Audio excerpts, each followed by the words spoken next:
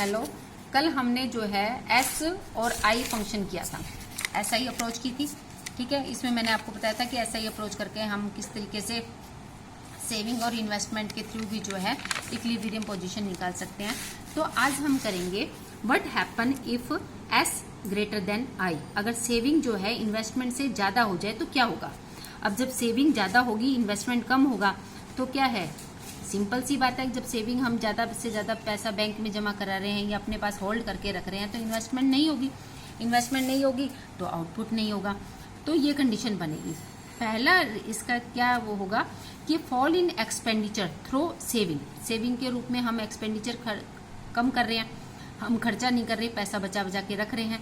तो क्या होगा, इन्वेस्टमेंट जो है वो मोर देन ये जो है हमारा ये खर्चा कम हो जाएगा और इन्वेस्टमेंट लेस हो जाएगी। फिर क्या होगा, producer would now plan lesser output. अगर जब इन्वेस्टमेंट कम होगी, लोग बाग खर्चा नहीं कर रहे यानी कि डिमांड नहीं कर रहे, एग्रीगेट डिमांड जो है वो क्या हो जाएगी, less than aggregate supply. Aggregate demand less than aggregate supply होगी तो क्या होगा, अनसोल्ड सामान बचेगा। अनसोल्ड सामान होगा तो producer would now plan lesser output. तो कम आउटपुट करेगा, क्यों करेगा, क्योंकि आउटपुट रिमेन अनसोल्ड, लोगों ने खरीदा ही नहीं। तो इससे क्या होगा, आउटपुट कम जब बच गया उनके पास अनसोल्ड तो वो अगले साल प्रोडक्शन कम करेंगे यानी कि आउटपुट कम करेंगे। आउटपुट कम करेंगे तो इनकम कम होगी, इनकम कम होगी तो सेविंग कम होगी। और फिर क्या होगा, कंटिन्यू वही प्रोसेस आ जाएगी। The process would continue till S is equal to I. Saving investment के इंक्रीज इक्वल हो जाएगी और वो किसकी वजह से होगी, change in the level of income, क्योंकि इनकम का लेवल ही चेंज हो गया। तो ये कब होगा, जब आपकी सेविंग जो है ग्रेटर देन इन्वेस्टमेंट। आप जब ज़्यादा से ज़्यादा सेविंग करेंगे तो आपकी परचेजिंग पावर कम हो जाएगी। परचेजिंग पावर कम होगी तो आप सामान नहीं, अनसोल्ड सामान प्रोड्यूसर के पास बच जाएगा, प्रोड्यूसर के पास सामान कम बचेगा। अगले साल वो प्रोडक्शन कम करेगा, प्रोडक्शन कम करेगा तो इनकम कम होगी क्योंकि ऑटोमेटिक वो वर्कर भी हटाएगा।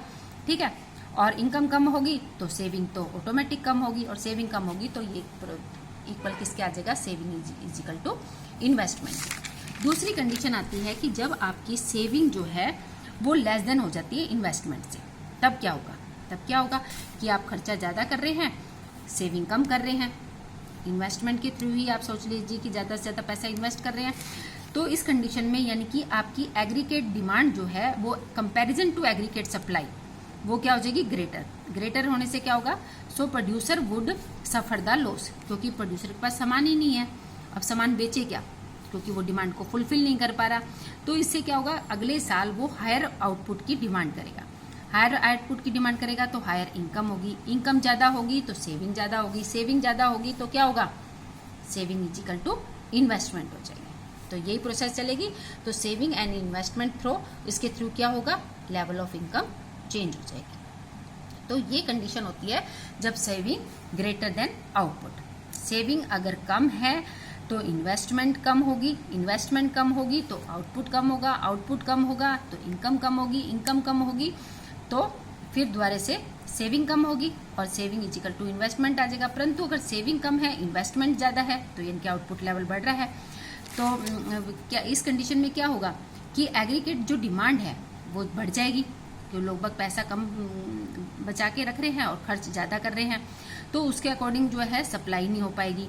तो सप्लाई नहीं होगी तो क्या होगा, लॉस होगा। लॉस होगा तो प्रोड्यूसर, क्योंकि प्रोड्यूसर डिमांड को फुलफिल नहीं कर पा रहा, तो नेक्स्ट ईयर क्या है, ज़्यादा ज़्यादा पैसा इन्वेस्ट करेगा तो जिससे कि इनकम इंक्रीज होगी। ठीक है, तो ये कंडीशन आती है। मैंने ग्राफ के थ्रू आपको पहले ही बताया था। ग्राफ में हम वाई एक्सिस पर सेविंग और इन्वेस्टमेंट लेते हैं, एक्स एक्सिस पर इनकम लेंगे। सेविंग हमेशा नेगेटिव से चलती है, ये सेविंग की लाइन है हमारी। इन्वेस्टमेंट जो है ऑटोनोमियस इन्वेस्टमेंट होती है, कांस्टेंट रहती है चाहे इनकम चेंज हो। तो क्या है, क्योंकि हम ऑटोनोमियस इन्वेस्टमेंट मान के चलते हैं कि कंट्री के अंदर इतनी ही इन्वेस्टमेंट हो रही है।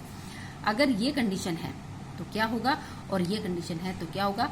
इस कंडीशन को फुलफिल करने के लिए जब सेविंग ग्रेटर देन है तो प्रोड्यूसर जो क्या करेगा, अगले साल प्लान कम करेगा, प्लान कम करेगा तो ये दोबारा से saving is equal to investment आ जाएगी। ये कंडीशन है। तो इसमें क्या होगा, फिर दोबारा से क्या कहते हैं, जो अगले साल ज़्यादा इन्वेस्ट करेगा, ज़्यादा आउटपुट करेगा तो ये इसके इक्वल आ जाएगी, क्योंकि इनकम बढ़ेगी तो लोग बागों की सेविंग भी इंक्रीज होगी। तो इस प्रकार से जो है ये दोबारा पोजीशन अपनी ले लेगा। तो ये है हमारी एस और आई की अप्रोच, जिसके द्वारा जो है प्रोड्यूसर जो है अपनी वापस इक्विलिब्रियम की पोजीशन के में आने के लिए एक पॉलिसी बनाता है। क्लियर? तो मार्केट में इकोनॉमिक्स जो है हमारे या तो एसआई अप्रोच के थ्रू जो है चेक करते हैं, या फिर जो है एग्रीगेट डिमांड और सप्लाई के अकॉर्डिंग उसी के हिसाब से प्रोड्यूसर जो है काम करते हैं।